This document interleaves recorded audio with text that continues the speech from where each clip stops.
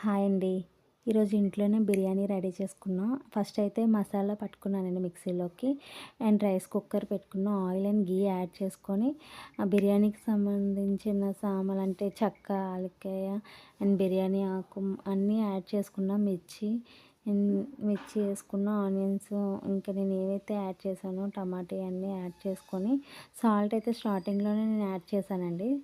Salt add చేసిన తర్వాత చికెన్‌కి నేను ఉప్పు, కారం ముందే మ్యారినేట్ చేసి పెట్టుకున్న పక్కన. చికెన్ అయితే ఇప్పుడు యాడ్ చేసేసి ఒక 10 మినిట్స్ కుక్ అవ్వనిచ్చానండి. లిడ్ క్లోజ్ చేశాను.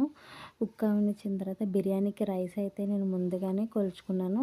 2 గ్లాస్ తీసుకున్నారనుకోండి రైస్, 2 గ్లాస్‌కి 4 గ్లాసెస్ వాటర్ అనేది తీసుకోవాలి. నేనైతే 3 తీసుకున్నాను. 3కి 6 గ్లాసెస్ వాటర్ అయితే యాడ్ చేసుకున్నాను. బిర్యానీ రైస్ అనుకోండి 2 గ్లాస్ తీసుకుంటే 2 గ్లాస్ వాటరే యాడ్ చేసుకోవాలి.